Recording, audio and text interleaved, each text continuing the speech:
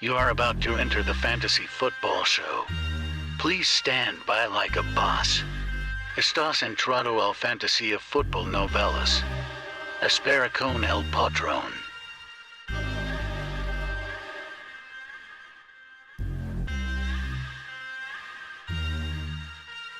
Smitty is live Monday through Friday, 7 p.m. Eastern.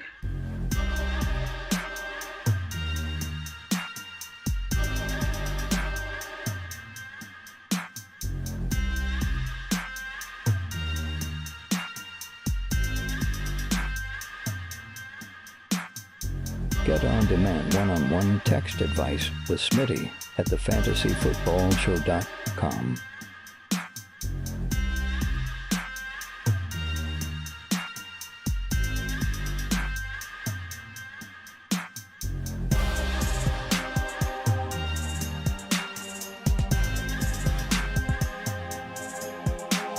You are about to enter the fantasy football show. Please stand by like a boss. Estás entrado al fantasía fútbol novelas. Espera con el patrón.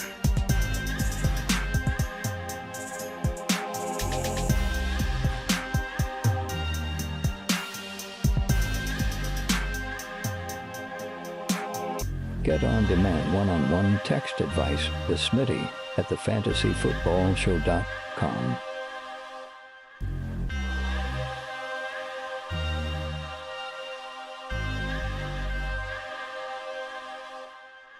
You are about to enter the fantasy football show. Please stand by like a boss. Estás entrado al fantasía fútbol novelas. Espera con el patrón.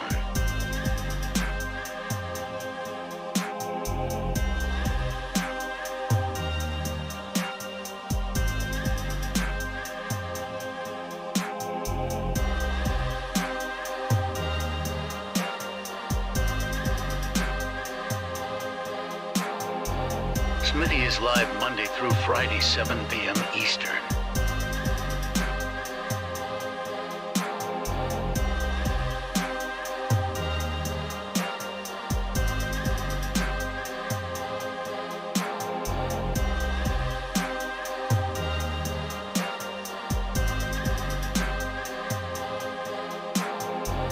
You are about to enter the fantasy football show. Please stand by like a boss. Estás entrado al fantasía fútbol novelas. Espera con el patrón.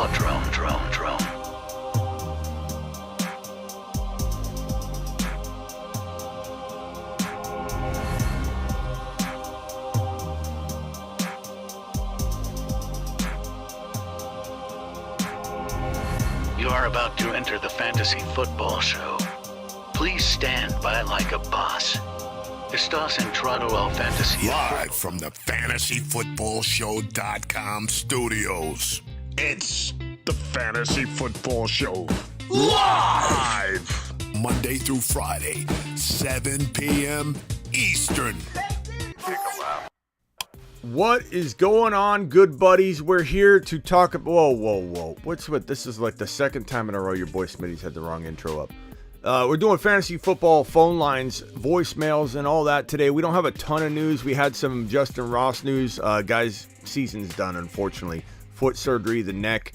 Such a promising prospect, and you know, it hopefully he'll be able to rebound and come back, but odds are probably against it, just for any of you holding out hope in Dynasty. But what an amazing talent, and his career has been cut short due to multiple injuries. But prayers up for Justin Ross, prayers up for Mechie, a couple nice wide receiver prospects taken out of the 2022 season at least.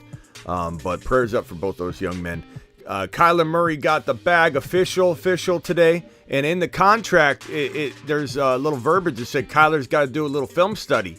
And they made sure to put little 4 hours of homework per week into that contract, which was kind of funny.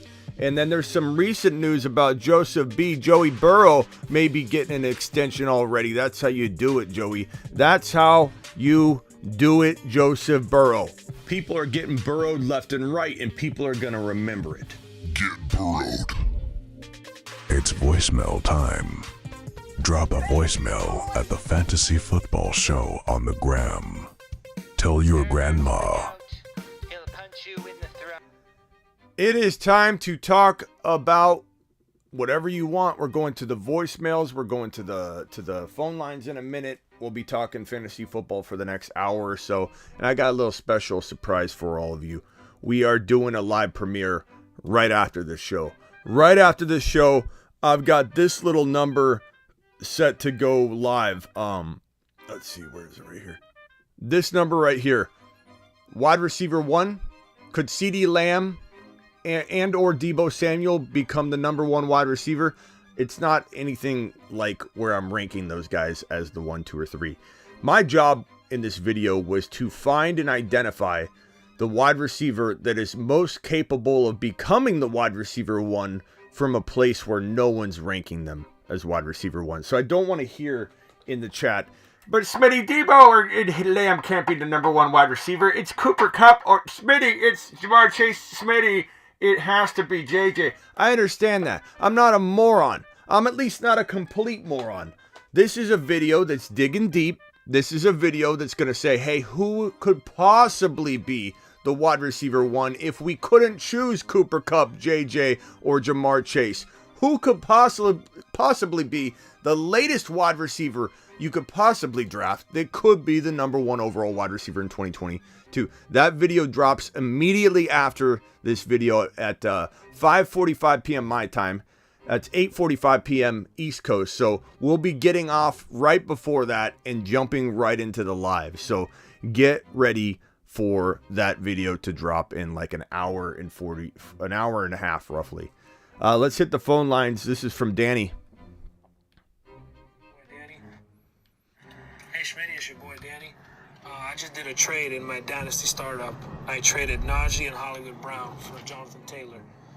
It's full PPR, super flex, tight end premium. Just let me know your thoughts on that trade. I think I'm going to come out on top because I'm just a massive JT fan. But just let me know, man. Thanks, bro. I mean, it depends on your depth, but JT and Hollywood Najee and Hollywood. Najee and Hollywood for JT. I mean, I'm not saying I don't like it or I do like it on either side. You could literally argue that there's a pro and a con to this, right? I would say, what do you guys think? You guys think he should have made that trade or not? Najee and Hollywood, you got to give up a Hollywood in order to upgrade a Najee into JT.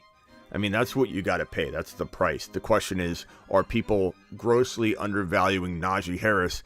Najee could be the 2 or the 3 running back overall. He's certainly capable of being the number 1 running back. In that same example, flip the script on running backs. If you were to say, hey, Smitty, who is the most capable player at the running back position to be the running back 1 that you would never, ever, ever draft as the running back 1?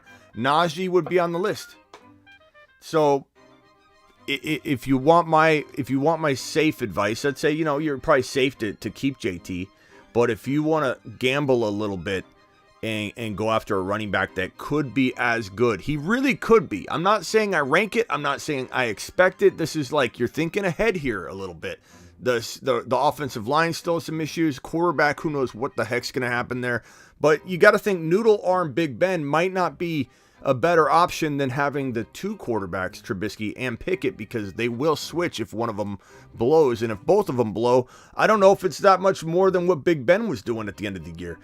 So Najee Harris and Hollywood, probably a little more intriguing, but I could understand being safe and wanting just JT. Hit that thumb up button on your way in the door. We've got about 90 to 100 people bouncing in and out, and we only have 28 thumbs up.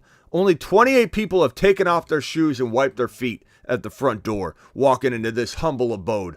I appreciate it. It helps me help you. So if you could if you're on mobile, close the live chat. You just hit the little X, hit the thumb up button, and open the live chat again. It's that simple. It's that simple. Let's get to the next question. I'm going to say Smitty approve on either side of this trade. I understand if you got the wide receiver depth, like if you've got St. Brown on your bench or something crazy like that, then I don't know that I would have got rid of JT. But if Hollywood Brown almost becomes like your wide receiver 1 or your high-end wide receiver 2, I Smitty approve the Najee in Hollywood. But it could go either way. It depends on your depth. Not bad, not bad. Jim. Hey, Smitty, can you talk about your opinions on Aaron Jones as a dynasty player? Obviously, we're all pretty high on him this year for redraft. With Devontae Adams leaving, he should have a pretty successful year this year. But I have Aaron Jones in one of my dynasty leagues, and I also have Breece Hall. Do I try to move Aaron Jones this year for a number 1 pick? Do I hold on to him and see what happens? Do you believe in him long term for the next 2 to 3 years? What's your thought on Aaron Jones in dynasty? Aaron Jones in Dynasty, I'm not big on, bro. I think in redraft you have this one more year of being a second round potential talent. And right now, Aaron Jones to me doesn't feel like he's a lock to be this mid-second round pick that everybody's, shoving him into and just accepting that's his value, that's where he is. I liked Aaron Jones more when he was a 2-3 turn player, a 24, 25, 26 overall player. I loved Aaron Jones at 3.4.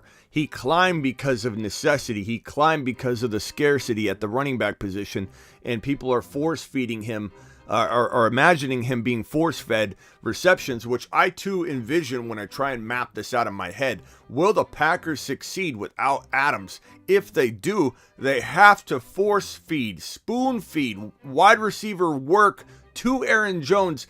Aaron Jones is probably the best hands and wide receiver on the entire Green Bay Packer roster. He's also probably Aaron Rodgers' most trusted pass catcher. So logic tells you that even if it's A.J. Dillon mini season, Aaron Jones season might be totally unaffected and unrelated to A.J. Dillon between the tackles. A.J. Dillon could have 10 touchdowns between the tackles, 800 yards on the ground if let's say Aaron Jones stays healthy all year, because you're not gonna get Aaron Jones to surrender the first and down work altogether to A.J. Dillon.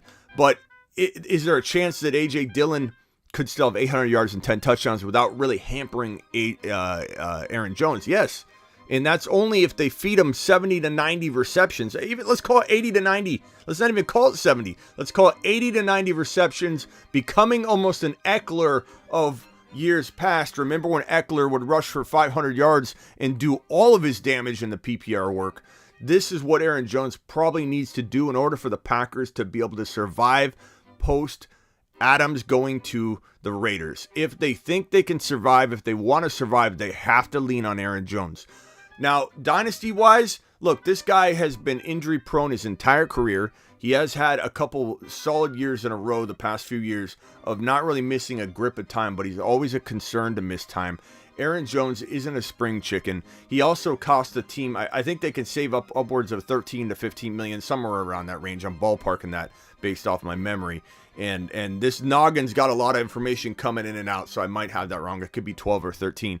But if they cut Aaron Jones next offseason, they save a lot of money and they can move on to A.J. Dillon. And especially if Aaron Rodgers doesn't return, they will most likely look at that as a potential avenue and plan of attack. I know it doesn't sound like a logical move right now. Oh, why would you release Aaron Jones? They will, depending on the state of affairs with the organization, with the roster, with Aaron Rodgers. So I don't know how I feel about Jones in 2023 and beyond. If anything, I would almost wait for him to ball out a little bit or trade him on this high mid-second round value. If you can trade him in Dynasty at an all-time high from the last year or so, and that's what it feels like he's getting that kind of attention, like mid-second round of redraft. In Dynasty, if you can kind of piggyback off that and maybe get like third equivalent type round value, would I trade Aaron Jones for a DK Metcalf in Dynasty? Maybe I go across position and look at that if I was concerned about my team. If you can win now, ride Aaron Jones into the season and then make a decision if he starts balling out, whether you need to back into a safer option if your team starts going south or whatever.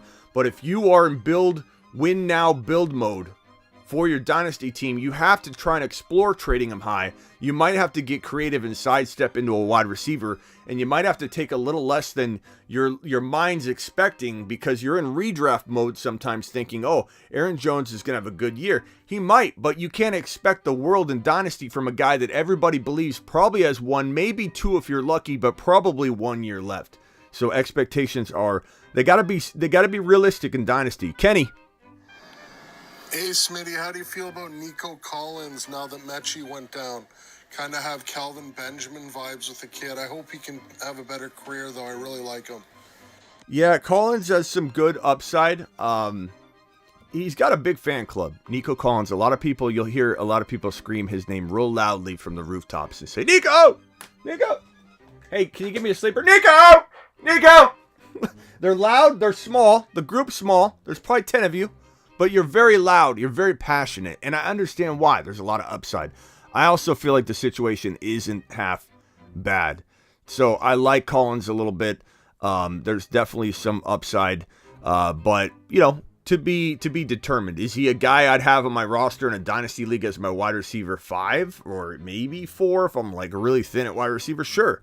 Would I be concerned about having him in my wide receiver 3 role right now? Yeah, that's a little too early. We're not sending this man to the moon or anything.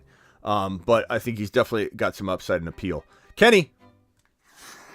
Hey, Smitty, this one's from Sean Hanley in the Discord group. He wants to know, with the recent news about J-Rob avoiding the pup list, does it affect Etienne's value for you at all? In Sean's opinion, he says that we should be taking advantage of Etienne's lower ADP and trade value because people are going to be pumping up Robinson. Yeah, definitely. I mean, the first thing I said to a few of you in the group chat that we have, the voicemail group, is that this news is great. Like, anytime you have a Melvin Gordon situation, which I know a lot of people still disagree with me on, it's a gift, an absolute gift. Wouldn't press this button if I could undo the Melvin Gordon re-signing in Denver. I wouldn't do it. You'd be fighting with me for the button. All of you would be climbing over me, trying to press this button. Hit it, the button! Hit the button! And Smitty'd be like, nope, holding it up above you. There's no way I'm letting any of you touch this button. I'm going to lock it in a safe. If this button sent Melvin Gordon to Baltimore right now, I'm locking this button up in a safe. No one's going to press it. Nobody. Let me be real careful setting this button down. I do not want to accidentally press the button, because if I did, it would be an absolute disaster. Oh, I pressed it. It didn't do anything. I think that button might tell something in the house to do something. I pressed it to try and see if it would sound off the alarm. It didn't do anything. I think this button might.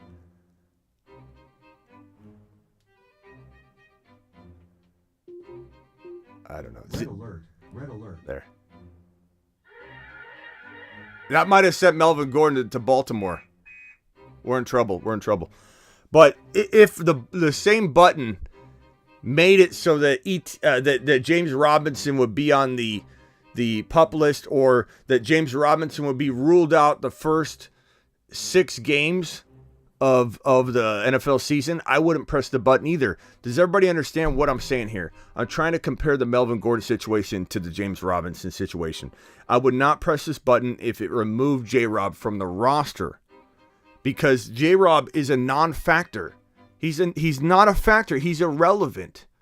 J-Rob coming in and being healthy, it's not going to happen. It's not going to happen. Look at Cam Akers. Even Cam Akers, this guy that comes in, I'm not going to talk about Cam Akers. I've already done enough of it the last couple of days. Looked totally inefficient. Worst running back in the NFL during the time that Cam Akers came back in that time frame. Worst efficiency, no explosion. J-Rob is going to have no explosion, no efficiency. He's not a threat whatsoever to take Etienne off the field. Maybe he comes in and spells him. Sure. But do you know what Etienne is? He's a moon man. The Moon Men, dropping loads in outer space.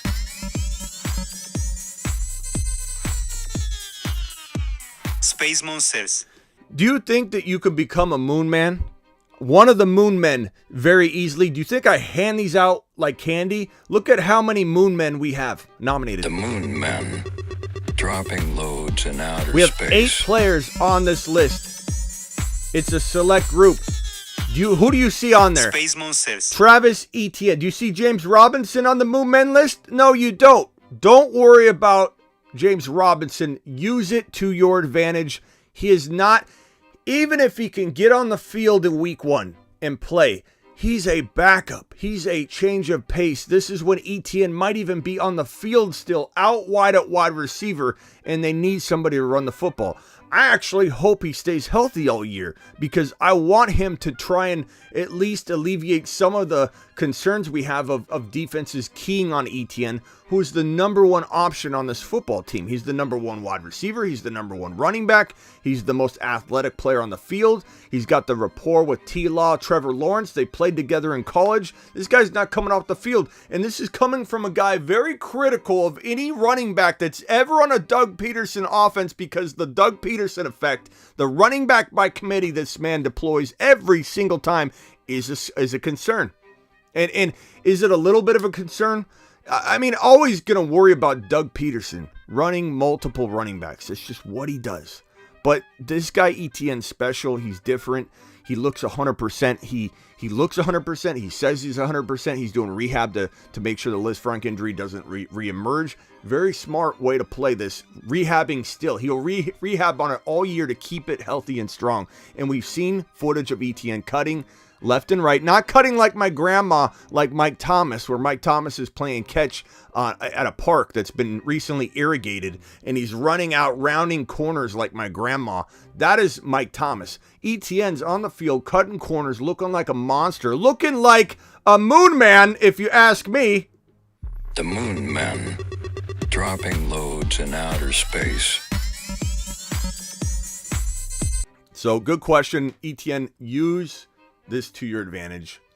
Use this to your advantage. Ron with a super chat. Thank you, Ron, with the super chat. Appreciate you.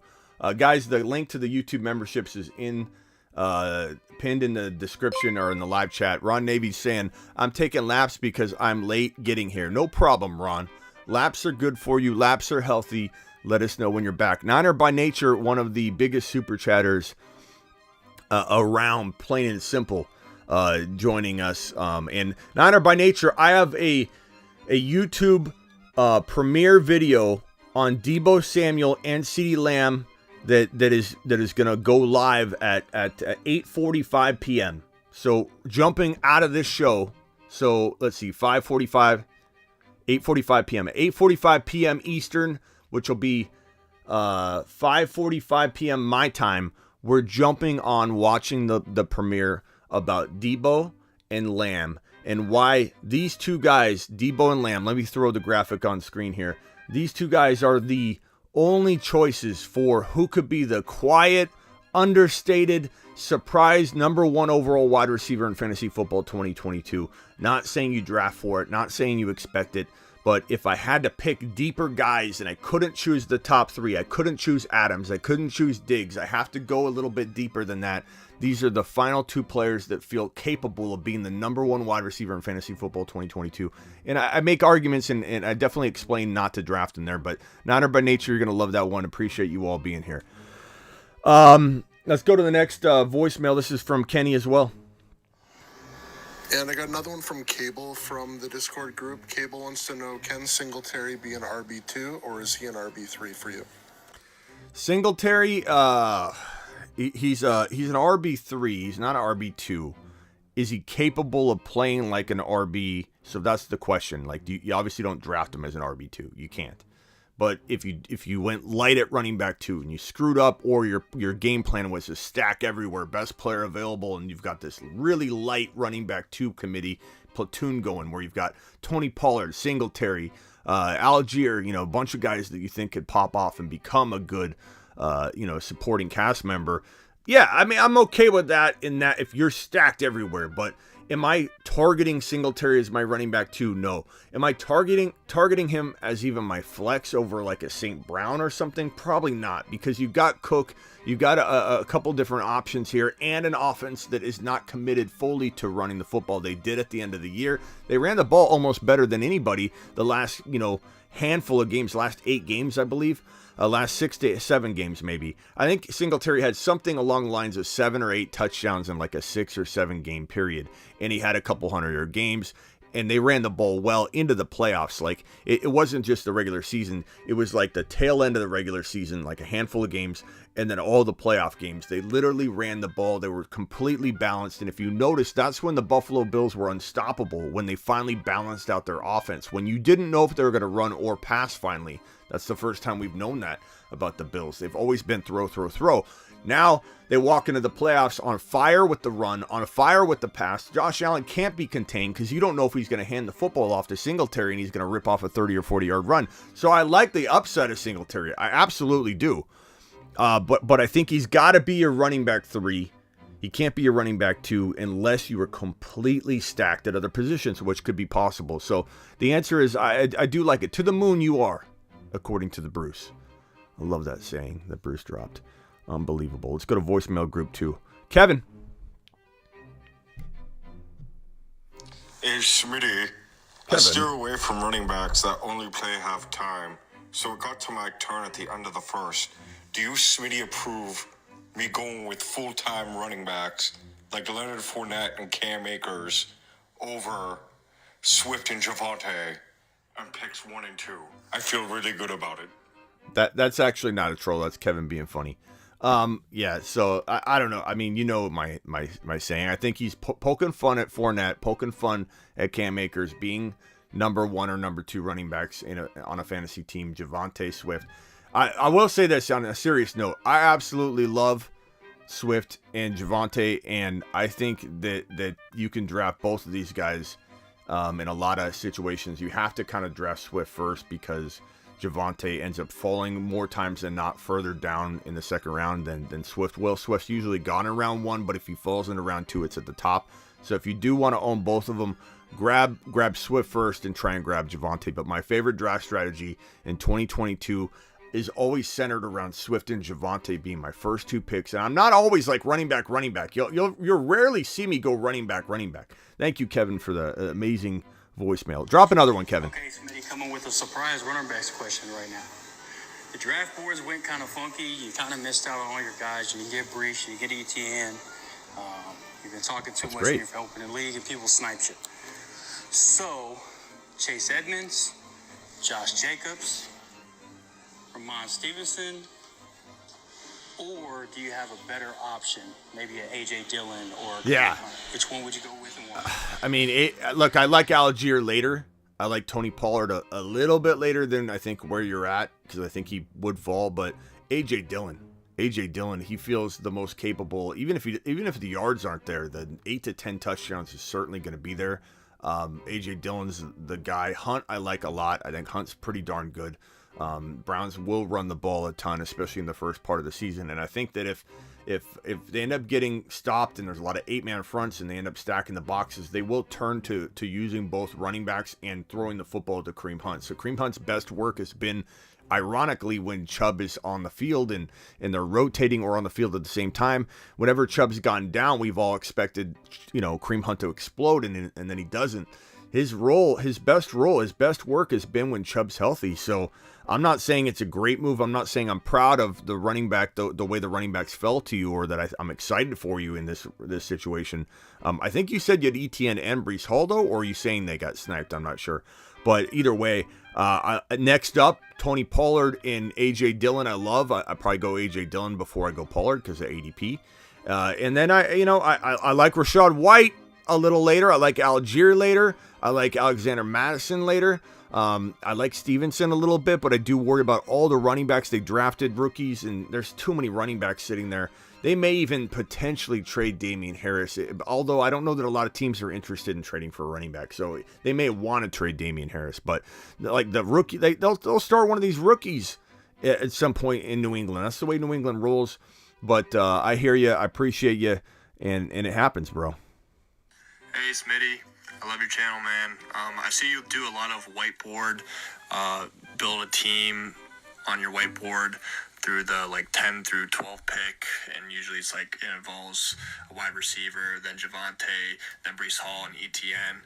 Well, I'm having a lot of trouble, even though I love that, I'm having a lot of trouble through if I get the 1 through 4 pick in a draft, how to build a team from that spot. So if you could go over that, that'd be great.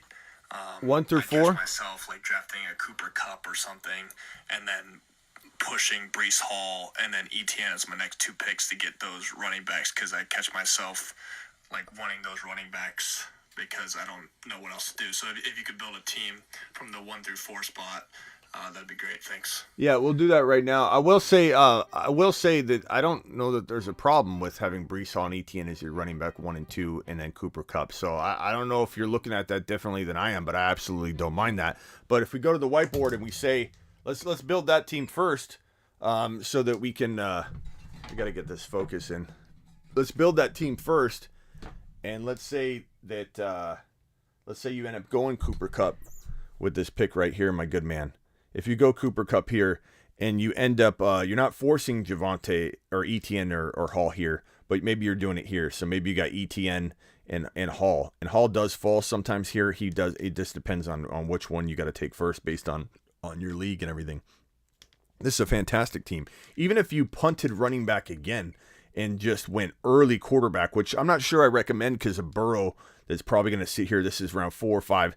Burrow is probably going to be available in one of these rounds. Let's just write him in early here in round 5 and not get greedy and act like we can, land everybody for you. But let's say at this pick let's even say you took Tyreek Hill. Let's say your concern is about running backs, but you just told me Etienne and Hall. If you're forcing them earlier, that is a little bit early. But if you're actually taking Kupp, Hill, Etienne, and Hall, and Burrow, you have a championship caliber team. But let's just say you go Najee Harris. Let's say you go Harris.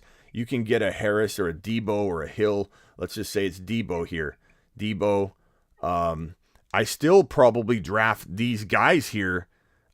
Even if I've got one wide receiver, these are still the best players on the board for these ADPs. Let's say you have to go Hall here and you're just saying there's no way both of these guys are going to fall. You said getting both of them, so that's the only way you can really get both of them. But let's say Etienne goes up here, and so you get Breece Hall a little bit early. Even Harris, Debo, Hall, and if you go Herbert or Burrow or however you want to do this, let's say it's DK or it's McLaurin. If you don't like DK, a lot of people hate DK, so I'm going to start writing McLaurin. McLaurin, that's amazing. Harris, Hall, McLaurin, Debo, Burrow, that wins a championship. I mean, I wouldn't be opposed. Like, if Jamar Chase is here, he's my pick. He's my pick. I don't think I stray from that. If Javonte doesn't fall here, then you have Hall or Etienne here.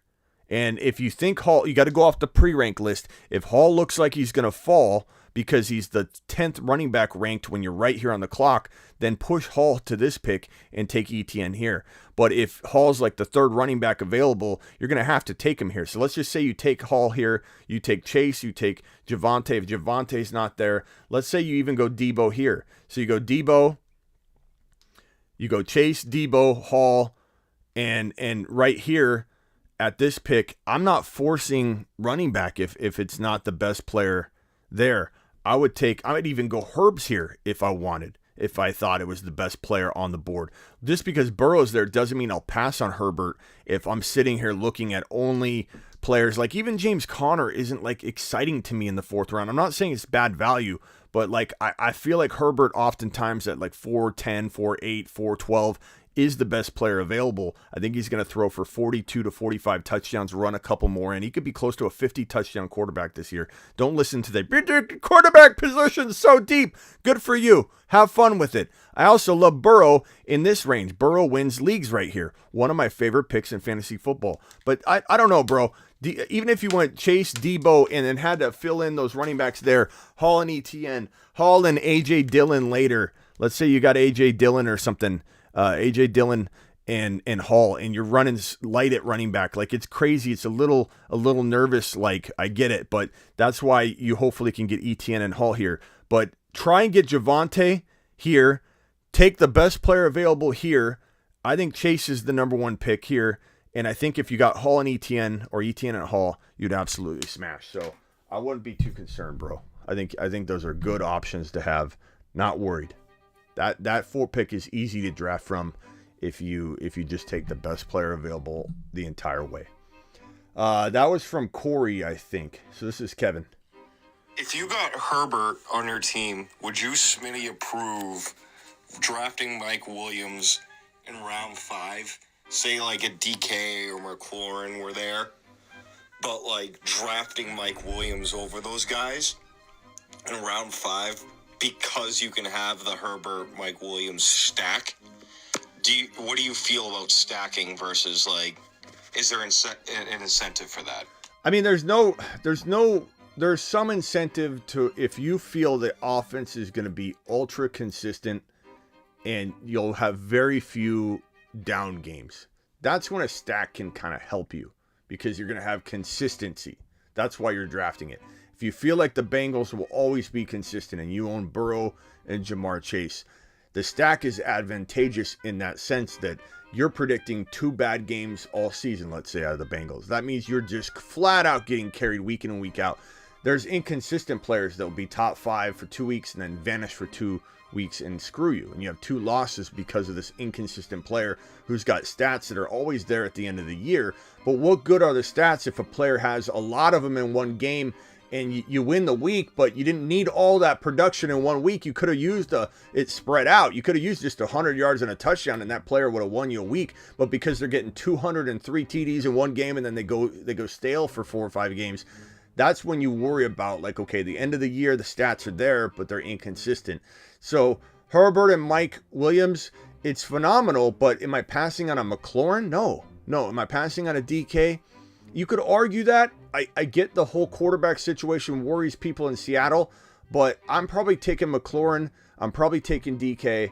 I'm probably considering Mike Williams and Waddle close, but I'd maybe take Waddle.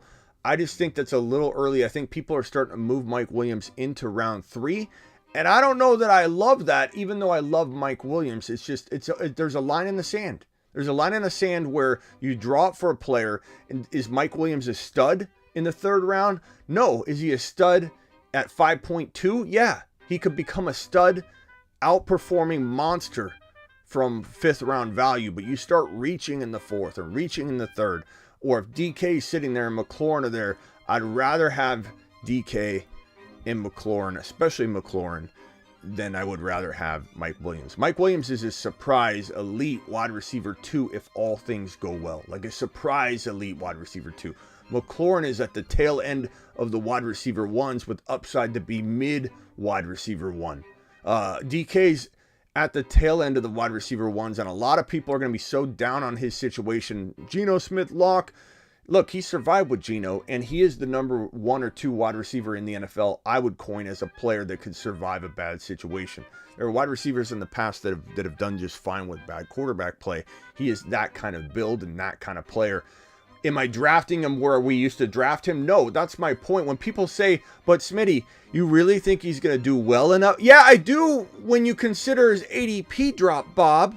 You know, we're not talking about DK at end of round 2 anymore. You know, like when people still have the same conversation with me about how DK Metcalf is a risk when he's falling to round 5. Why are we still having the same conversation, the same boring conversation about DK Metcalf in round 2? Conversations that pertain to round 2 value. Why are we still having the same conversations when DK Metcalf is now at a new adjusted ADP in round 5? Why? Why are we not readjusting and recalibrating our brains and saying, recalculation, he's in round 5, Bob. He's in round 5. That means he's a steal in round 5. I no longer need to worry about the missteps at quarterback and the concern. That's all been shoved downstream. Risk baked in completely. Love DK Metcalf in round 5. Let's stop with the DK Metcalf as a risk in round 5. It's nonsense. Cole. Hey, Smitty, have another one for you. So let's say I'm picking from the 10 spot, and I go CeeDee Lamb first pick, Javonte as second pick, and Breece Hall for my 3rd pick. For that 4th pick, would you go Etienne, or would you go another wide receiver like DK or Hollywood Brown? So would you stack up on those running backs, get those 3 moonshot running backs, or would you kind of go 2 and 2 two running backs, two wide receivers. Let me ask you a question, okay, Cole, because it's a good question. I'm not coming down hard on you because it's a bad question. I'm coming down hard on you so you remember it. You know, when they knight somebody, they knight you. Where's my cane? Where's my cane? We'll use a golf club. When they knight somebody, and this may just be in the movies, they'll take you and they'll go like this. You are a knight. You know, they go over your head like this, and then they go. And that's so you remember your oath. That's essentially why I'm going to slap you right now. Virtually. Is that, who do you see on this list? When you say, do I draft Etienne over a DK or over, do you see DK on this list? The Moon Men, dropping loads in outer space. No, the individual that we speak of by the name of Etienne Space Monsters is sitting on this list headed to the moon. You have to take a moon man, bro. You have to take a moon man, okay? If you've got Lamb, and I understand you want a balanced approach, but you got to take best player available. And Lamb, Javonte, Breece Hall, and Etienne, you can't get better than that four. You have to be in a 6-team league. You have to be drafting with grandma. There's no way you're drafting Lamb, Javonte, Breece Hall, and Etienne and playing with sharks. Number one, congratulations if you can land this. Number two, don't worry about position and need. Based on this, I can guarantee you're going to have a really good wide receiver too. And even if you have to go with a freaking St. Brown combination, St. Brown and somebody else, Elijah Moore, St. Brown later, let's say you go Burrow because you can't pass up on Burrow. You get Burrow on top of this, Lamb, Javonte, Hall, Etienne, and then I wouldn't even go wide receiver then. If Burrow's sitting there, I'm going Burrow. Why am I going Burrow? Let me show you a new list. We have the Moon Men, okay? The Moon Men are a select group of gentlemen that are headed or on the moon already. But we have sent 3 individuals to Mars. The shuttle has already left. It takes a little while to get there, but we are headed to Mars, people. He's on a shuttle to Mars. Mars Men. Loads dropping and spinning aimlessly in space. These are the Mars Men. These space monster load droppers are on their way to Mars right now. There are only going to be 5 seats available on this shuttle to Mars. And we're going to have to, since the shuttle's already left, I didn't think this out too clearly, did I? We're going to have to moon beam them, shoot them around the moon at a trajectory and with a light source and send them like Spock onto the shuttle. And we've got to zap 2 more individuals onto this shuttle that's on the way to Mars. These are the Mars Men. There will only be 5 of them. And if you come in here and suggest someone like, what about Russell Gage going to Mars? You will be taking a lap. You will be taking a big fat lap. Take a lap. The Mars Men, it's select. It's 5. And players like Leonard Fournette, players like Cam Akers, where are they going?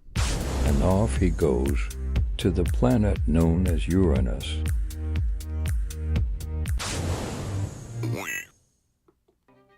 Yes, Gage, why? Why what? Why what? Why is Gage? Why does the Chosen Rose, why does Gage belong on the Mars expedition? Are you going to really go there? I like Gage, bro. But I'm just saying, you bring up players like that going to Mars, we might send you to Uranus. Okay? You know what I'm saying, broski? All right, let's hit the voicemails. We got a few more here that are come strolling in. Andy, my man Andy. Is there any validity to Alexander Mattison not being the clear-cut backup this year, or are these just campfire rumors? That's my boy Andy, by the way. Andy's the man. Andy! Yeah, you know what? Anything could happen, bro. Anything can happen. You know? But Mattison is proven. Nobody else is proven to be able to carry the load that is asked of the running back that comes into this position. It's not like Cook has some like normal running back role.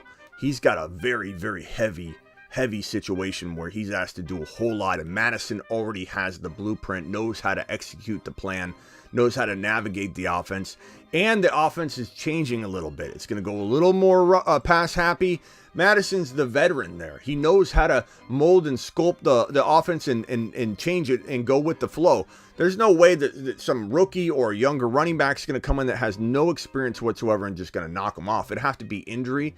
Mattison is by far the safe handcuff in this situation, and he's one of my favorite standalone snipage type moves in fantasy football. If you draft Cook in my league, I'm drafting Mattison. I'm sniping Mattison from you. There's nothing you can do about it. You're going to shart in your pants the moment I do it. You're going to come begging and crying and complaining about how I won't trade Mattison. You're going to lowball me with some of the dumbest offers I've ever seen, where you're like, hey, how about for Mattison, I'll give you a guy drafted 4 rounds later than when you drafted Mattison. How about that? And I'm going to say, hey, Smitty, how about you trade me Mattison and I'll give you a third tight end? Get breached. Get breached. I'm not trading you Mattison, pal. You poor sap in my future league. I'm talking to the future here. You poor sap that thinks you're getting Mattison. You're not touching Mattison. Madison's on my team. I snipe Mattison every time. You draft Cook, I draft Mattison. That's how it works. Andy, thank you for the voicemail. Let's go to, I don't have anything from the Graveyard group. Looks like I got one for Joseph. Hey, Smitty, who's your favorite Kansas City receiver, and when are you drafting him in redraft? I don't have a favorite Kansas City receiver, Joseph, because there is no way to tell what's going on in KC. That KC wide receiver room is really, really tough to make out. KC wide receivers is the topic. I'm trying to keep this topic relevant here on the screen so that replay value, I'm on point tonight. I'm on point tonight. I'm not missing a beat. KC wide receivers, give me Sky Moore. And that's it for right now. Justin Ross is now out for the year, which is horrible news. I really was rooting for him, but we knew that it was going to be a long shot, right? But Sky Moore. This is the guy they invested in. This is the guy that has the most pure talent. It's not Juju. Juju is moving teams and learning a new playbook. The Kansas City offense is one of the most complicated offenses in the entire National Football League. Okay, and this guy's used to visual TikToks and stuff. He's not used to learning playbooks. He's used to learning visual TikTok type situations. So this guy's gonna walk in and be overloaded with things he's not familiar with. And this guy MVS, while I like him, while he has some potential first, week 2, 3, 4 week, upside over maybe a rookie because he's got a little more experience in the NFL, I think Sky Moore takes over at a certain point. If you're drafting one of these KC wide receivers for week one, if they're your wide receiver 3, you might be in trouble. So ask yourself, who are you drafting this wide receiver for, or what is the purpose of drafting him? Probably to fill your wide receiver 4 or 5 role for when you have bye weeks and injuries, right? If you're actually starting Juju or MVS, I think you're in trouble. But if you end up drafting the guy that will be firing on all cylinders by mid-season to help you with bye weeks and injuries, then you're going to be better off having Sky Moore. Ron Naby with the super chat. Appreciate you, good buddy. Adams, Lamb, Etienne, and Hall. First 4 rounds. Do you approve? Adams, Lamb, Etienne, Hall. Absolutely love it. That's the way to deploy a wide receiver approach and hit home runs with your running backs. You literally have 2 top 10 running backs, one of which I think can be top 4 to 6. The other one could be top 5 to 7, but you have at least 2 real strong shots at having top 10 wide receivers or running backs with both of these guys, and at least 1 top 10 running back with the other. So you have essentially all top 10 players at their position, in my opinion, in this corral of 4 players. So absolutely Smitty approved. Let's hit that. You've just been Smitty approved. This one's from Terry. Hey, Smitty, what's the earliest you would draft Mattison if you had to draft Cook? Ronaldo. Poor Ronaldo. Ronaldo, you need to read the room, pal. I love Ronaldo, so Ronaldo gets a pass. I'm not even going to send Ronaldo. I wouldn't even send Ronaldo on a lap on... Just kidding, Ronaldo. I do appreciate you. You're my boy, Blue. But Etienne busted the century. No, sir. No, sir. You know why? Because this man Etienne is a moon man, baby. The moon men, dropping loads in outer space. Moon space monster, Ronaldo. Terry, to answer your question, you said Mattison. Where do I draft him? It all depends on where he's coming in on the pre-rank, bro. I know I keep using that as an example of where to take a player. 158 of you in here. Please punch that thumb up button. We're going to get into the 300 eyeball range real soon here as the show gets into August, and we're going to crank it up. People don't even know what's coming. This show's coming for everybody. We're going to take over the fantasy football industry this year because no one goes live more than I do. Nobody.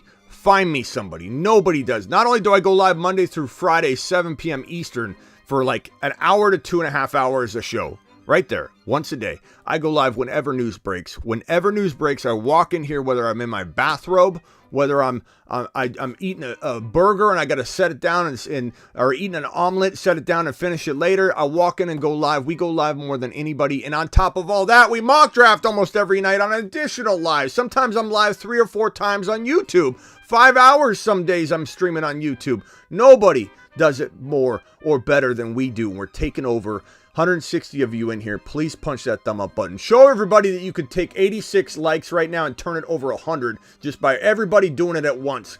Drop it. Wipe your feet. Let's go. Appreciate you, D-Town. Alexander Mattison, Terry, to answer your question, it could be around 10, it could be 12, it could be 9, it could be 14. It just really depends on where he's ranking. And I wish I could give you a blanket answer, but I can't because every league format is different. And unfortunately, that late in a draft, there's no concrete ADP because it's all dependent on the league software and league management tool you're using. If it's on Sleeper, he might be ranked higher on Sleeper. Therefore, when someone's on the clock, they're going to see Mattison sitting there 4th ranked running back, and they're like, give me Mattison. Or you're on ESPN and Madison's down a whole nother 2 rounds on the pre-ranked list, so you can steal Mattison at round 11. So it really depends on your software. You have to go with what you see on the pre-rank list. Okay, so thank you, appreciate you, Hogs, appreciate you, Michael. You're the man. Juju can be good, especially if Mahomes tries to feed him. It's not crazy, to think he could do well. You're the GOAT, D-Town. Appreciate you, D-Town. You're the man. Etienne is my favorite college running back. I'm just messing around. Okay, Ronaldo, you took a lap for nothing then. You took a lap for absolutely nothing. 3 more. Great job, chat. Look, we're at 98 likes already. Fantastic job. Fantastic job. Okay. Where were we? Terry's voice messages. I think we'll hit the phone lines now, so dial into the show. Call into the show. Call into the show.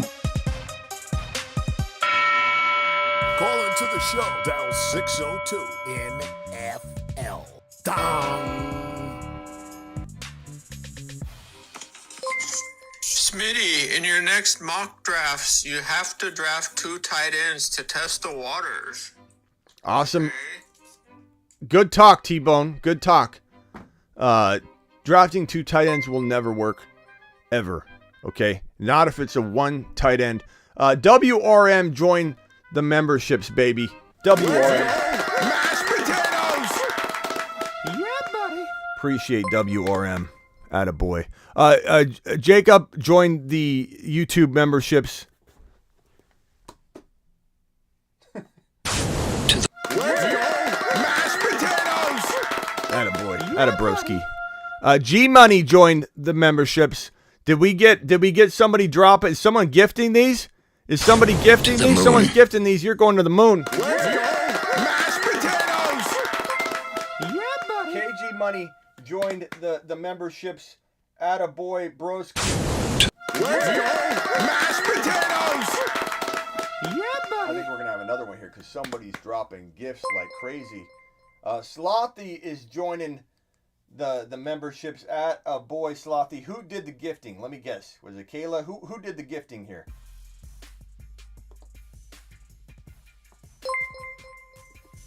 Mashed potatoes! Appreciate Matthew. Appreciate whoever did the gifting. Somebody let me know. You're live on the Fantasy Football Show. What's up, Smitty? I just have a quick question. What would be your favorite team? If you had to construct a team, what would be your favorite team that's actually feasible from quarterback down to flex? Say that one more time. Sorry, I had a couple things coming through here. Say it again. If you could draft a team, like you got your way with every pick that's actually feasible, what would be your ideal team from quarterback down to flex, for example? Ideal team across the board.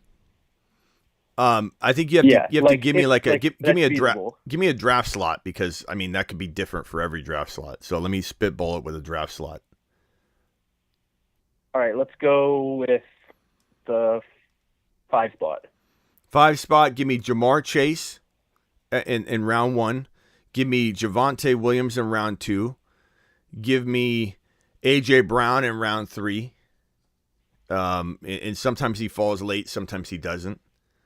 Give me, if I don't get him, then I'd go Etienne in round 3 if I had to. I'd go Breece Hall in round 4.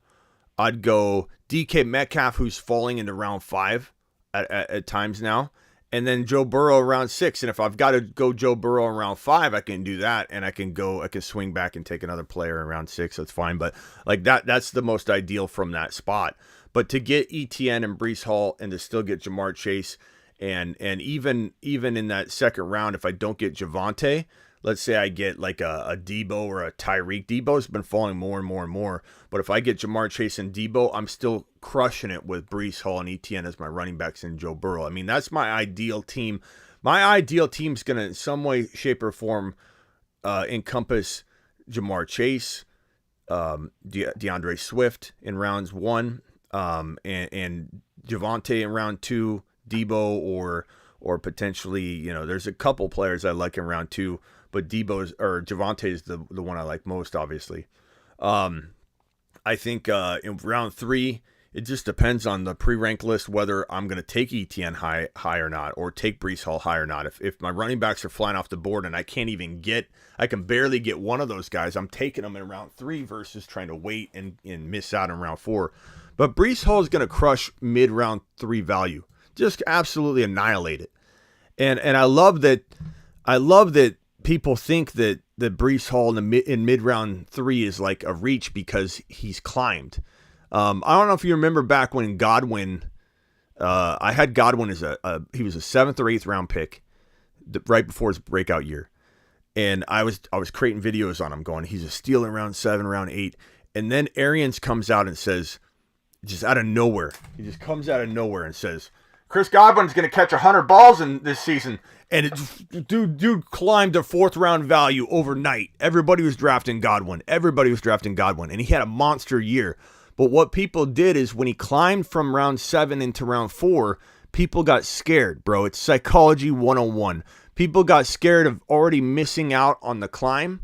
And people were afraid that the climb, because it was so great, that there wouldn't be another climb worth getting in on. I already missed it. Why get in now? I already missed it. What if, kind of like when you're getting in on a stock and the stock goes up from $100 to $140, and you're like, I could have got it at 100, so now I'm not going to get it. And then it goes from 140 to 500, and you're like, what are you doing? So same thing. When Godwin went from 7 to 8 round value up to round 4, that year he broke out. People didn't want to invest it again when he was going to earn 2nd round value. So just because Hall climbs from round 4 to even 3.1, a lot of people are going to be tempted to say, that's too big of a climb. How could he possibly climb more? He could be top 5 to 10, bro. So would you draft it? Like, what's the highest that you draft Breece Hall? The highest I would draft Breece Hall? I mean, we don't know what that could be, to be honest, bro, because I don't know where that line could climb to, because this is Najee Harris from last year. Okay, so if that gives you any indication of to where I would go if I was forced, would I go top of the 2nd? I don't want to say, because I don't want people to take it out of context, and I certainly don't want people mock drafting this man in the 2nd round.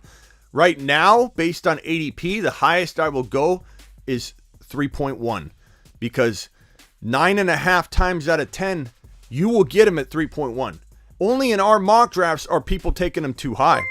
So, absolutely. Prez, appreciate you, Prez. Let's go, mashed potatoes. So, 3.1 right now. Don't get crazy. Don't ruin his ADP. Brees Hall, highest you go, 3.1 for right now. For sure. Thanks, Mitty. Yeah, anything else? God, I don't know. Well, call back. I'm gonna let The phone line's people, open. I guess. Call in. Yeah, I'll call back. Yeah, all right, bye. Yep. Call into the show. Dial Yeah, 602. don't be reaching any higher than you have to. This message is from, let's see, Jake. Hey Smitty, hope all is well. I got 2 questions regarding later rounds. So I always do 0 RB strategies, and so part A is what running backs do you love in later rounds, especially if you're doing a 0 RB strategy. And then secondly, I have my eye on guys like Juju and Robert Woods for a later round receiver. What's your thoughts on those 2 guys, and maybe 1 or 2 others that you like in the late round regarding receivers? Thank you. Robert Woods and Juju, I have zero interest in. Like, let me put it this way, and I could be wrong on this, and I might eat my words, and I don't care. Like, this is how I feel right now. Like, I reserve the right to change my mind, and I'm not like other analysts who look at a spreadsheet I made 4 months ago. When you ask me a question, I look it up on my spreadsheet. I'm like, things don't change. I have Juju Smith-Schuster, Schussmeister as wide receiver, 95, and that can't change. Like, I'll change if he looks good tomorrow and I see footage of this man catching, with his feet and scoring touchdowns and doing a handstand and doing a backflip into the end. Like, I might change my mind. But right now, I'm not drafting Robert Woods, period. The guy's coming back from an ACL tear and he changed teams, learning a new system. I'm not a big fan of that setup for a wide receiver. It's hard to come back from a torn ACL. He's not a spring chicken anymore, so it's even harder. So I can't envision myself drafting Robert Woods unless it was one of my last wide receiver spots and he's sitting there and I don't like any of the other options. But no way I'm banking on that. No way I'm banking on Juju, disappointment, Smith-Schuster. Mr. TikToky, okay? I'm not. Juju Smith-Schuster is not somebody I'm banking on. I'm just not. Let's see. I forget what the other question was. Hey Smitty, hope all is well. I got 2 questions regarding later round running backs do you love. 0 RB. Yeah, I mean, so we've gone over Etienne, Brees Hall, Montgomery, Kareem Hunt later, Tony Pollard later. Another. Let me give you another group of running backs. Let me just go through the running back list. And I know a lot of you are going to disagree on the Robert Woods thing. I don't know what it is about everybody with injuries, but when your boy Smitty comes out with the running back facts and the injuries, people just love the underdog. You're always going to have people that want to root for an injured player, and I respect it and I appreciate it. Look, I've always had knee injuries, so I'm glad you're rooting for the injured man. I've got injuries up the wazoo with my knees, so I appreciate it. But there's no reason to bank on injured players when they're older, they're changing systems. There's a lot of red flags involved. And now, do I take Woods? Like I said, I already told you this. When I take him in the late rounds, if he's sitting there and he is the best option on the board, like, yeah, but I'm not targeting him. Like, we're talking about in this conversation where this gentleman, Jake, is targeting him. I'm not walking into a draft targeting Robert Woods. I'm not walking in targeting Juju Smith-Schuster. If they fall to me and I'm like, meh, I'll take them, but they're not on my target list. I'm not wasting a moment targeting or worrying or hunting for Robert Woods or crafting a plan. And Jake, this is not ripping on you specifically. I'm just emphasizing my thought process here. Absolutely zero chance I'm targeting Robert Woods. As far as your 0 running back approach, good broski, I would say, look, you can find Kamara sometimes if you're doing a 2-round no running back approach. It depends on if you're doing a 3-round, a 4-round. There's different levels to that. If you're doing a deep, like you're not drafting a running back in the first 3 rounds, and it's Brees Hall, it's Etienne, it's Eli Mitchell, who I like a lot in this scenario, especially if you cuff them to the 2 running backs. If you can afford to do it and your benches are at least big enough to try it, I'd cuff him to both backups. I'd cuff him to Ty Davis Price and Sermon. I don't care if people make fun of the approach. I don't care. That is the approach to take. Eli Mitchell is a saving grace for a 0 RB approach. I absolutely love it. Gibby's a good one. A little risky, but I like him. Monty's pretty good. I mean, those are some of the big dogs. Past that, you get deep. It's Kareem Hunt. It's Tony Pollard. Kenneth Walker. Go after Kenneth Walker. If he's going in round 7 or 8. If you go Kenneth Walker in round 5 or 6, though, with your 0 RB approach, I'm going to be pretty upset, bro. I'm going to be pretty upset because I've been preaching this for months now. Anybody that's looking to draft Kenneth Walker, and if you take this man in the 5th or 6th round, Smitty is going to scream and yell and be upset at you. Because I'm telling you, he's a 7th or 8th round pick right now, and he's a monster steal for anybody that wants to go 0 RB. So definitely do that. Let's see here. The only good thing with Woods' ACL injury is there's no damage to the PCL, LCL, or MCL. He had surgery directly after, didn't injure the other knee ligaments. Did he have any meniscus tearing? Because meniscus tearing is awful as well.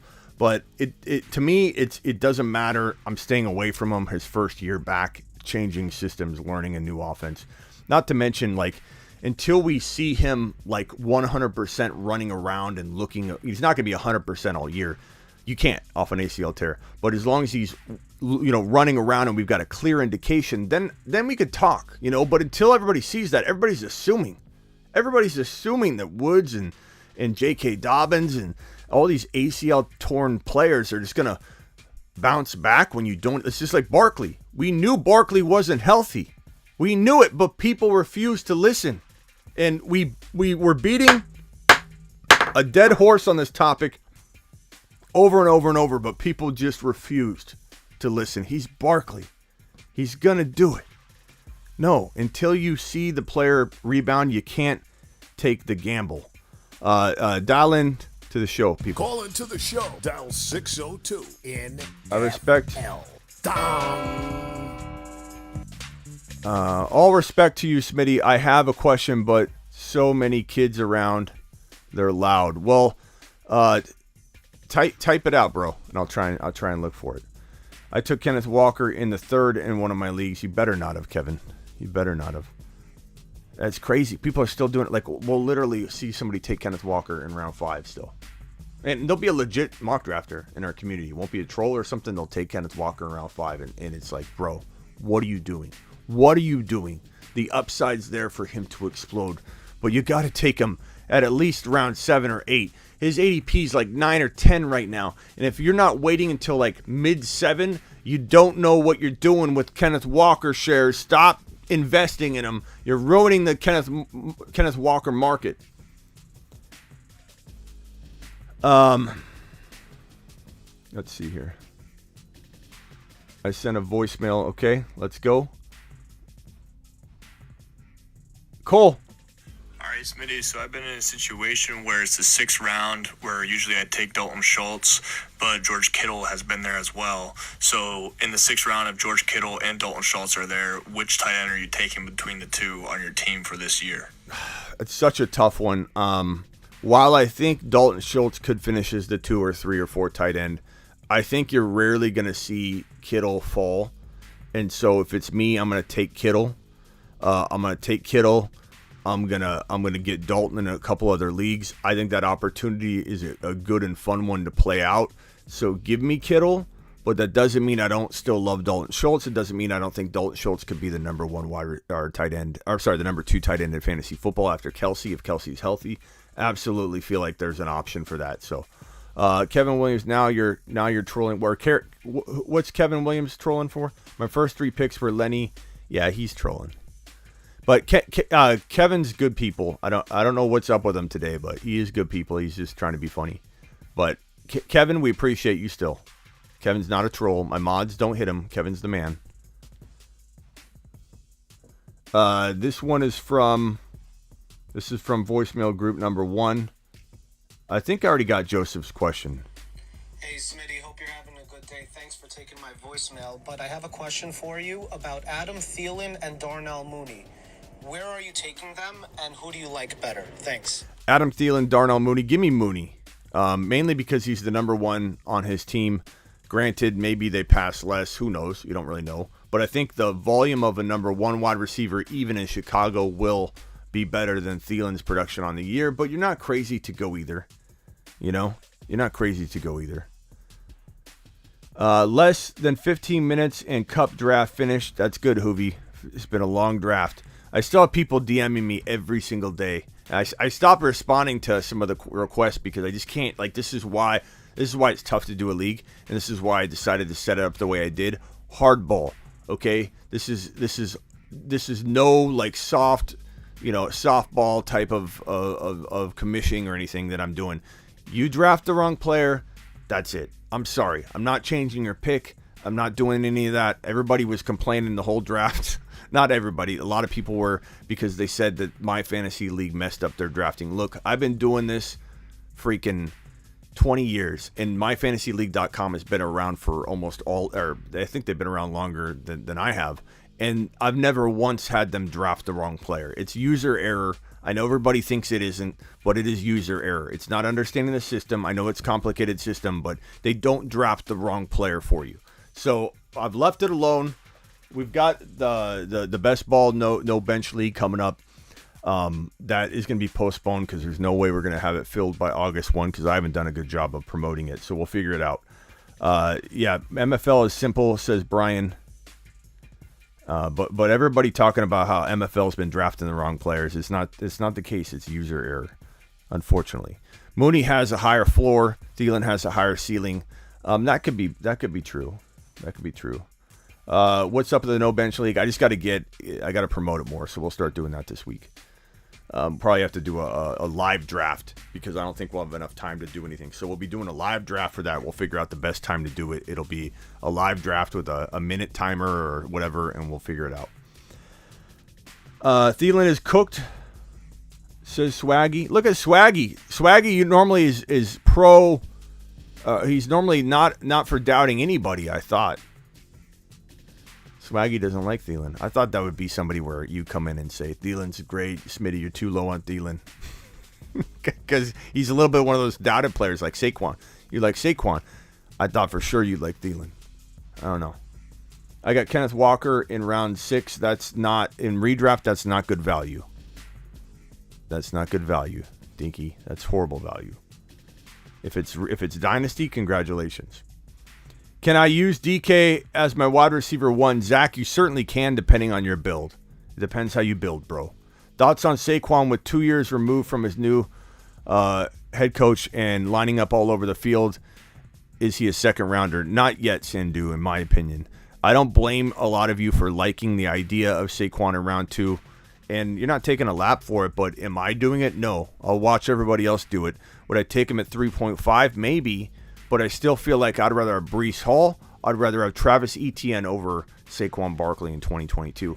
And for anybody that says that's crazy, that's crazy. Like, I'm okay with you liking Saquon over Breece Hall and Etienne.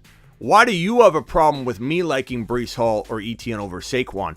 You like how the roles are reversed and people can be upset at you, but I'm not upset at anybody that likes Saquon. I'm just sitting here telling you I'd rather have Breece Hall. I think Breece Hall outscores Saquon. Saquon's in a situation that is volatile. He's also got a quarterback that vultures rushing touchdowns. He also has an offense that I believe is going to struggle to move the football down the field. He also is made of glass to a lot of people, me being one of those people. Do I think he could overcome those things? Sure. Is there a percentage chance, let's call it 25%, 30% chance he could earn you a 2.5 ADP? Yeah. But is that a good odds to play? No. Am I making those odds up? Yeah. They're coming right out of my brain.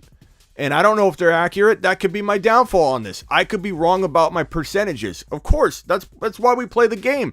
But I play those odds out of my head, and to me, it feels like a really bad risk to take when there are so many other better, safer options on the board. It doesn't always come down to Saquon. The world doesn't revolve around Saquon. When you ask me, do you like Saquon at 2.5? And I say, no, don't go near Saquon at 2.5.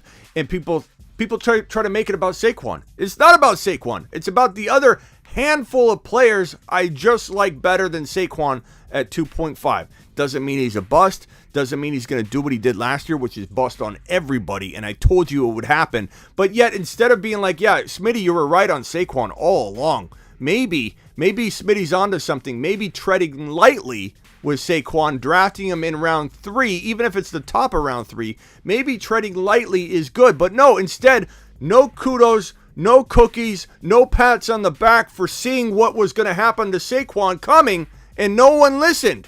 And now everybody's saying, Smitty, you're wrong on Saquon. Am I wrong on Saquon? I pretty much feel like I've earned a little bit of leeway on the Saquon argument from last year, is all I'm saying. You know what I'm saying? That's what I'm saying. Hit that like button, says Caleb. Appreciate you. Big facts, Sandu. What'd Sandu say? Saquon, let's hear this. Saquon upside is running back 1, and that upside is second, and the second is worth it. Is it running back 1, though? Like, what's making you say that off of 2 years of never seeing it, though? You know what I'm saying? Like, it's okay if that's what your heart tells you, but there's no facts to support that he could be the running back 1. There really isn't anything that's on the table that you can tie to that anymore. It's more about, I loved what I used to see, and I'm hoping it's still there. CMC is the consensus first-round pick despite his injuries. Why can't Saquon? Well, I don't know if you've seen that I don't love Christian McCaffrey in the top 5.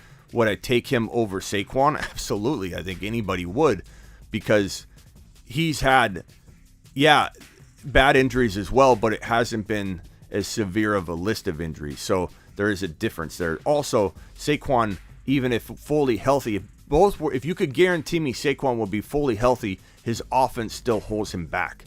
His offense still makes him less attractive than Christian McCaffrey because of the way Christian McCaffrey is used. So even if his offense could struggle as well, it's still a concern. Whereas McCaffrey, we know what he can do in his struggling offense. He's done it time and time again. He's also been the number 1 running back for multiple years. Saquon Barkley has had like 1 year proving it to us, bro, and he hasn't done it for 2 years. So for me, I'm not going near Saquon in the second round. It's not even close for me. There's just too many players I like more. Can you believe Chase 6 pick, Debo 19th, Javonte 30th, Etienne 43, Breece Hall 50, Kenneth Walker 91, Trey Lance 102, drafted early and often an underdog. Attaboy, Seth. That's a great. And by the way, Seth dropping a $10 wad. That deserves standing. Mashed potatoes! Got Mark Cleveland in the house. Mr. Mark Cleveland gets himself a moonshot. Love when Mark Cleveland stops by. See, this is surprising too. I think I remember you maybe even saying this, but Swaggy will argue with me about Saquon when I'm saying exactly where Swaggy likes him. That's where I'm telling you to draft him. Saquon in the second is reaching, but in the third, Swaggy, what are you talking? Like, why are you arguing Saquon with me sometimes then? Like, I'm telling you that. I'm telling you, second is a risk not worth taking. Hate drafting at the end, like the 1.12, because I love Javonte, but now I can get him at 2.11. Yeah, but don't worry, bro. He's worth the 2.1. He's worth the 2.1. The 1.12 is the best draft slot in fantasy football, and that has never been said by me before, ever, in 20 straight professional years of doing this. The 1.2 is the best pick now in fantasy football.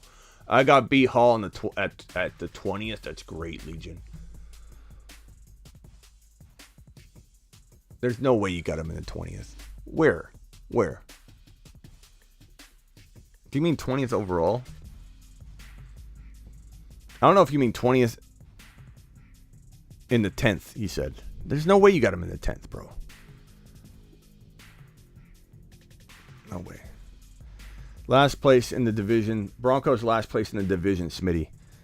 I mean, would that shock anybody? I mean, it's a great division, bro. Any one of those teams could be last place, and they could all make the playoffs. Literally could have 4 double-digit teams in the AFC West, and literally all 4 teams can make the playoffs, or a double-digit win team might not even make the playoffs. It's going to be crazy, bro. Sutton will be a top 12 wide receiver, says highlight. It's possible. Would you rather have Barkley or Aaron Jones or Fournette? Give me Aaron Jones over all of in that group. Aaron Jones by a lot. Yeah, Grandma League, I don't know. I don't know how you could get him in the 10th round. NFL Fantasy, Brees ADP 104. Yeah. Do the people not see what's coming? The Brees Hall train. Does anybody know that Brees Hall is headed to the moon right now? He's on a shuttle to Mars. Mars men. To Mars, I mean. Loads dropping and spinning aimlessly in space. I mean, you got this guy Brees Hall as one of the select. He's on a shuttle to Mars.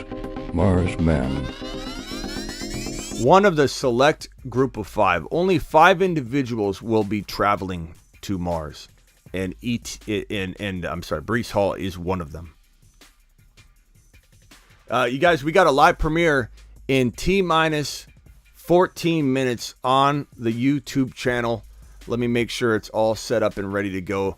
Let me go to my, I think it is. I think it should be ready to go. Let's see here. Let me refresh this page.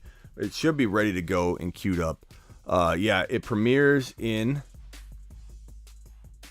at 5:45 p.m. my time on the 25th. Yeah, so that's going to be in about 14 minutes. So I want everybody to make sure after this video, there's 151 of you in here. We're jumping straight over to the live premiere, and that video is going to be this video right here. Who is the surprise if you had to pick wide receiver 1 overall in fantasy football if it couldn't be any of the usual suspects? That means you can't name Jamar Chase, you can't name JJ, you can't name Cooper Kupp, you can't even name Diggs or Devontae Adams. What wide receiver, if even possible, what wide receivers would you name as the least likely to be the number 1 overall wide receiver if you cannot select a name from that top 5 or 6 list that I gave you? So these are the 2 wide receivers. That's what the video is about. It is a live premiere, and it's going to be in T-minus 14 minutes. So we're going to jump over there and watch that live.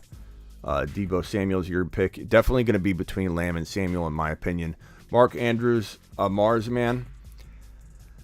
No, bro. I mean, he's good, but you want to talk about Moon, but you're going to talk about Mars? No Mars. No Mars. He can't be on the shuttle to Mars, bro. Right now, there's only 3 people on the Mars shuttle. He's on a shuttle it's to Burrow, Mars. it's Javonte, Mars it's Brees man. Hall. We'll have to see. You know, I'm not going to make you take a lap on the Andrews one, but he's not one of the top 5, bro. Lamb could be. Lamb could be one of the Mars men. Absolutely. Mark Andrews can be spotted with the James Webb telescope. Yeah. If you can be spotted, then you're not going to be on the Mars. Actually, the James telescope can probably see anything. But what's up, Cole? Appreciate you. Chase or Lance to Mars? Maybe Chase. I think Chase definitely is going to be one that could be on that list. Etienne could be one. We can only select 5 people. It's going to be tough. It's going to be tough selecting 5 individuals. Javonte, Brees Hall, and Burrow are the first 3 out of the 5.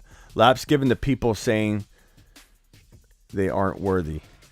Allen Robinson. What about Allen Robinson, Polino? I want to hear the words come out of your mouth. What about Allen Robinson? Are you suggesting Allen Robinson be one of the 5 individuals we send to Mars? I'm just checking. I want to make sure before I hit the lap button that I understand the question. Ron said your phone isn't going through. Ron,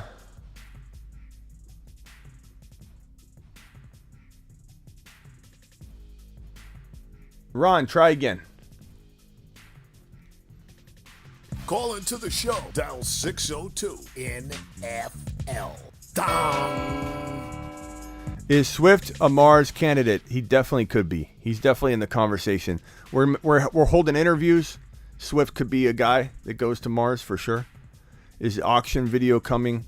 I'm working on it, Zach. I should have something up this week on that. This is Mars. Houston, come in. This is the transportation satellite. going to Mars. Yeah, you should see 3 individuals on an orbit heading to Mars right now. One is named Javante, the other is Brees Hall, and then Joseph Cigar Smoking Burrow. Do you see those individuals heading toward Mars on your satellite, sir? Hold on a second. Oh, hell yeah, they're throwing the football around and flexing. and Joe Burrow's smoking in outer space, smoking a cigar. What do you got? What do you got for me, Ron? Hit me with it. Yeah, that's what the smoke screen is. You what? That's what that smoke trail is. Yeah. What can I do for you, pal? Hey, well, I was trying to call in earlier, but it wasn't going through for whatever reason. My bad. I'm officially 1 month now. I'm a month-year-old now. Yeah, this is Ron Navy's 1 month anniversary on the show. It feels like he's been here for a year. It's crazy, and I mean that in a good way. Yeah, that was awesome. I just wanted a few things. If people are drafting an underdog, with the whole Kenny Walker thing, I know you say 7th and 8th, but when the Penny news came out, he's dropping down to the 9th and 10th easy. I mean, you can wait 9th and 10th and pick him up easily in there. And just so everybody knows if they're going over there to draft. A lot of players like Debo, not Debo, but DK in the 5th, I mean, that's automatic with him. Yeah. I mean, 5th all day long. DK is a slam dunk in round 5. Just a slam dunk. And I have a clip on here. I'm going to clip it and put it on IG where I'm ranting on it. But it's like the conversations people have with you about DK in round 5 are the same conversations they should be having with you if he's still going in round 2. It's like everything that's coming out of someone's mouth saying, but DK's risky. What about his quarterback? Like all that is relevant if you're still ranking him in the 2nd round. But when he's going in round 5, why are we even having an irrelevant conversation? Like, what about his quarterback? What about his He's in the 5th round. Like it's a no-brainer. Look at all your top receivers. Jefferson, Chase, and Kupp. Look at where all their quarterbacks are going. They're going late in the drafts, especially Burrow. He's going like 6th and 7th. So you can't use that there. What about their quarterback thing? Look at where the top receivers' quarterbacks are going. Yeah. This is Stafford, Burrow. They're all down there. This is one of the most Zach. I apologize, Zach. I'm not trying to make you mad or anything.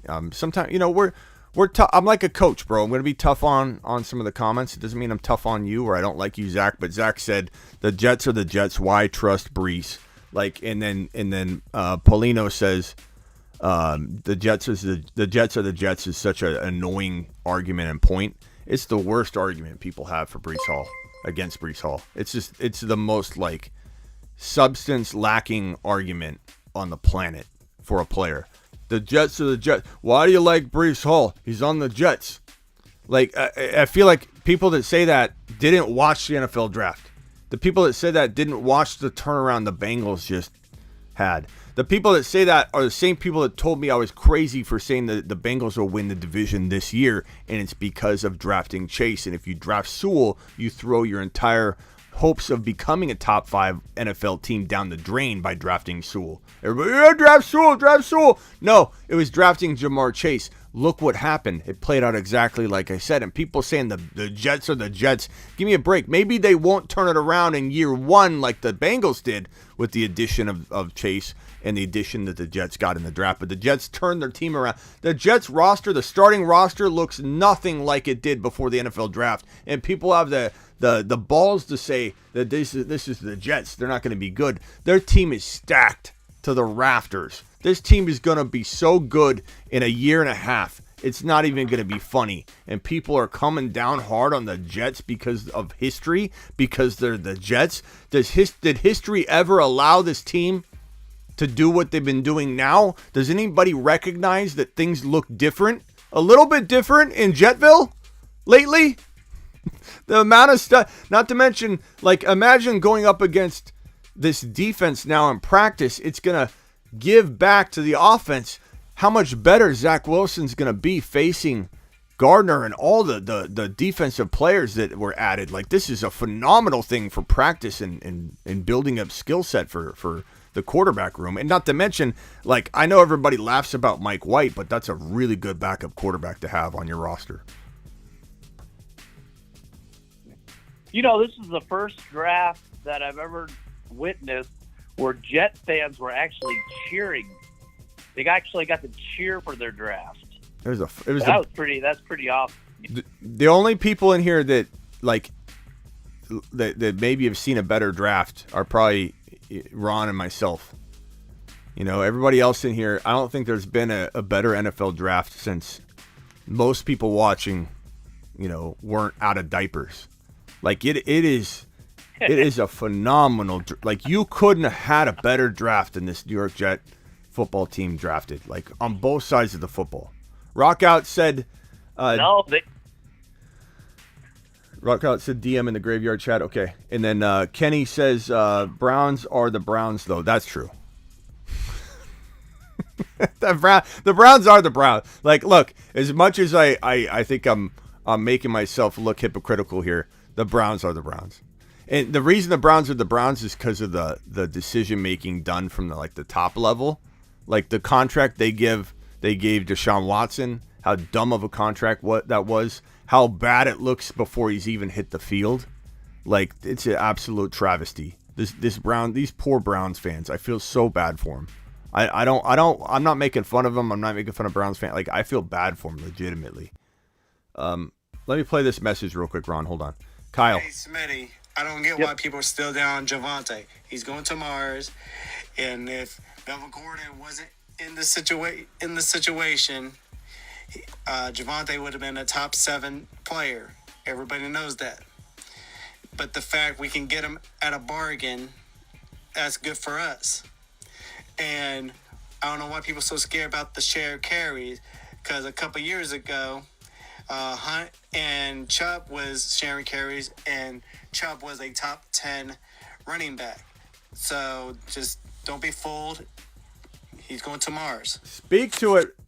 Appreciate you. All right, Ron, I'm going to have to let you go. One more thing, and then I'm going to let you go. Give me one more thing, one more topic, one more observation, one more nugget, because I got to get ready for this live premiere, which is launching here in about 3 or 4 minutes. What do you got? Actually, I want to.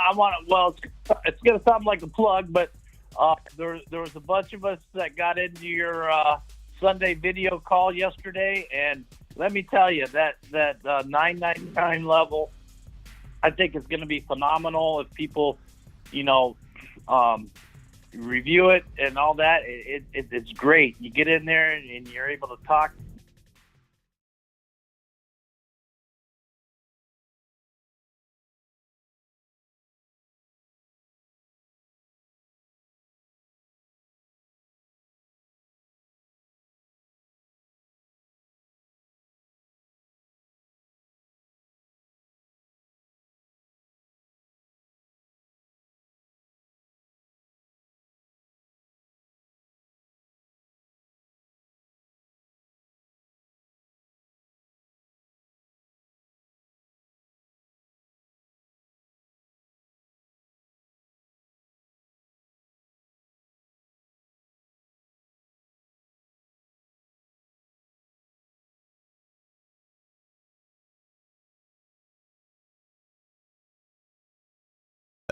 God, my mic was off on that. It muted me. What I was trying to tell everybody is this is the Zoom calls. They're now on Discord. They're video calls. And every Sunday we do 2 of them. One at halftime of the Sunday morning games. The other is halftime of the Sunday evening game. And we basically get on there and we start talking about the best ads, the best players to trade for. Basically everything going on that Sunday and heading into the upcoming games. So it is a definite think tank place to go. So make sure you travel on over there. I'm sorry, I had the mic muted when I switched over to this graphic, but yeah. So appreciate everybody. Ron, I'm gonna let you go. Going over to the live premiere. So appreciate you, Ron. Sir, take care. All right, later, Ron. All right, guys. Right now, head immediately over to the main YouTube channel where this video is going to release, and it's going to be live. It's going to release with me in the chat. We're going to all be talking about the video as it happens. So jump in here and watch this video, this live premiere right now. Get on over there, get in the chat. We're going to talk in the chat until it starts. It's a post-production video that I put together.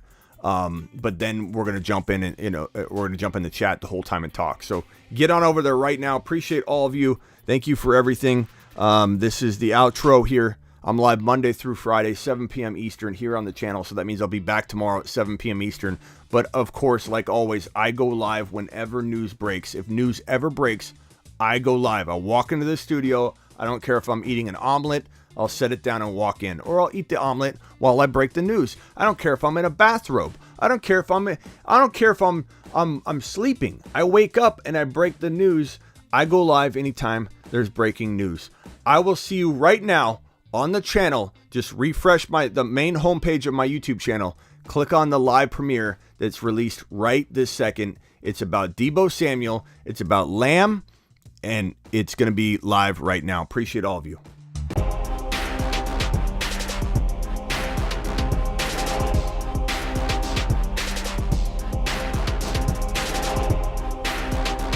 So all you got to do, guys, is go to the main YouTube homepage of my channel and click on the video that's got Deebo and CeeDee Lamb. It's going live now. Appreciate you.